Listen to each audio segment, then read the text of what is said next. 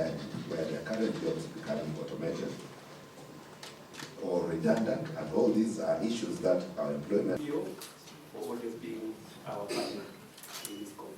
For now, I would want to invite our principal judge, Honorable Justice to make his remarks.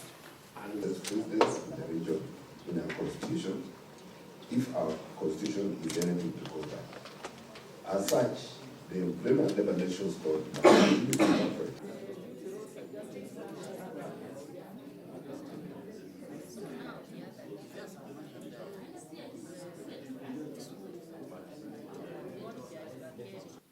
Training on international labor standards, and I'm happy that our social partners have stood by us. The CS was there with the judges in January, Commission of Labor, our panelists who are already here, Irene Kashindi, advocate, Chacha Odera, advocate.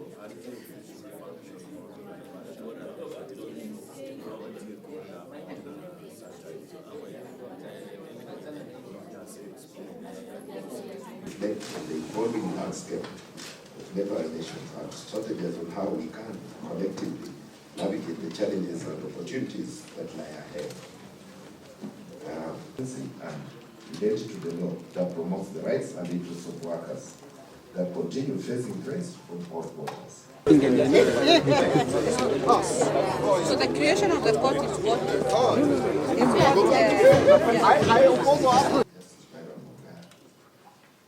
Chief Executive Officer of Federation of Kenyan Employers,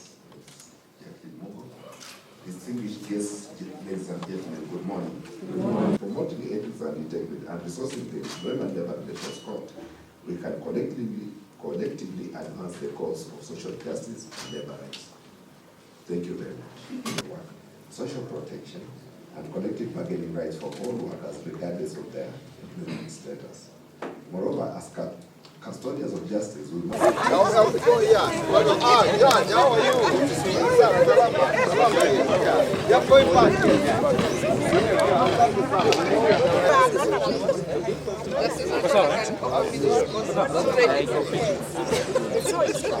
behalf of the Court Secretary General, welcome Mr. Levy.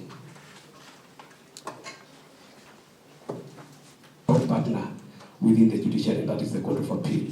The Court of Appeal has been attending our functions, and thank you, Honorable President, for always.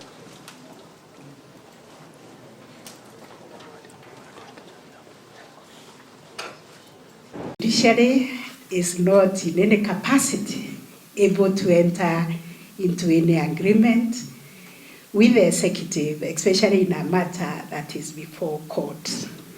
The judiciary was not a party in that cause, and I tried myself to look at the clip where His Excellency the President was quoted to have said he entered into an agreement with the judiciary.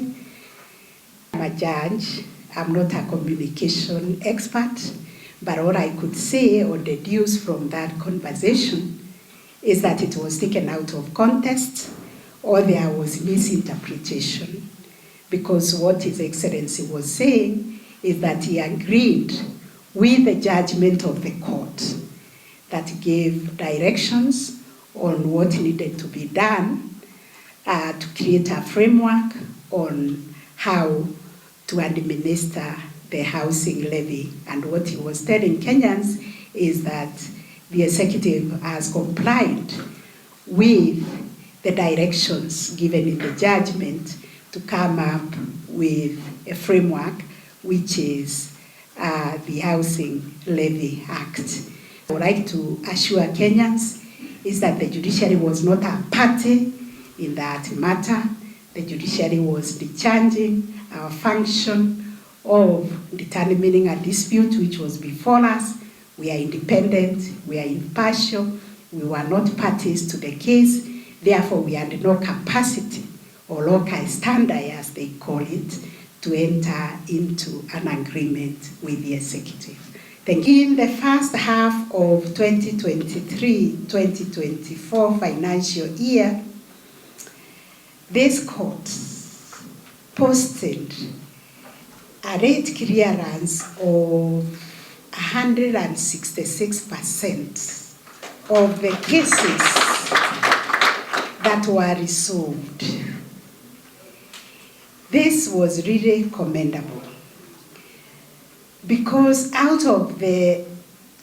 in the same period, 2,060 cases were filed, and you were able to resolve those 2,060 cases in terms of numbers, and went beyond, actually, because you resolved 3,414 during the first half of this financial year.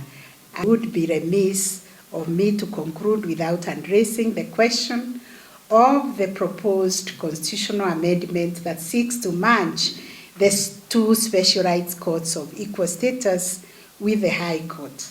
I understand this discussion is live, and I have already written to the leaders of our parliament expressing the judiciary's position, opposing most vehemently the mixed grill approach as proposed in the proposed constitutional amendment as not being ideal. There was an informed reason why Kenyans during the constitutional making process demanded for a specialized attention to the areas of employment and labor relations and also environment and land. And that rationale has not gone away. We are just scratching the surface to deal with our labor issues, and therefore we cannot revert to the old practice where the cases of labor were piling up in our system. The contribution that we have seen from the two courts is a testament to expeditious delivery of justice and also the development of a robust jurisprudence in these areas of special concern to Kenyans that actually justify the continued existence of the two specialized courts. So rest assured that we will not allow any amendment to the Constitution to take away our labor and labor. As a ministry, you have afforded us much relief in the many landmark decisions on diverse and complex matters without mentioning any in particular. We also the types of employment, organization of work, employment relationships are quickly evolving, and there is no doubt there is need to adjust the legal framework for promotion of justice, equity, and industrial peace and harmony. We must defend and promote labor rights in the platform of work, remote working, and in other typical forms. Our laws need to accommodate all workers without distinction and to ensure that all workers are afforded dignity, security, and fair treatment. Currently, we are finalizing on partnership arrangements with a number of partners, including the European Union, the US Department of Labor, the ILO, to enable us to kickstart the process. Madam CJ, it is not only you who complains of the budget, we also complain. And so, once in a while, we also partner with these stakeholders to be able to support us in some of the activities. The achievements made in ensuring that justice is served in the labor sector, there is a backlog of unresolved cases, and the use of ADR, court annexed mediation, has been particularly useful in restoring peace and order in the labor sector. We need to enhance our efforts towards this direction, and we will be inviting you soon for a social dialogue forum to explore ways and means to achieving the desired results, especially within the pre-court process.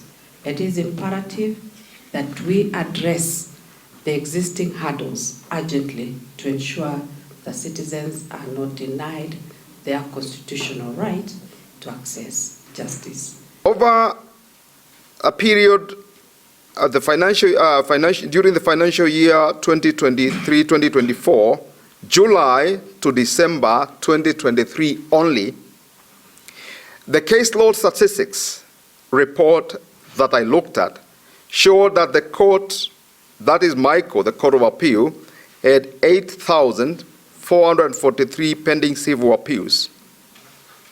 And of those pending appeals, 1,334 are appeals emanating from the 21 judges of the Employment and Labor Relations Court.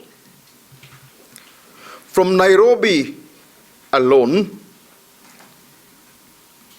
over that 6 months period, we received 891 appeals. And these are appeals that are coming to 2 civil benches, literally coming to 2 judges, because we have only 2 civil benches in Nairobi.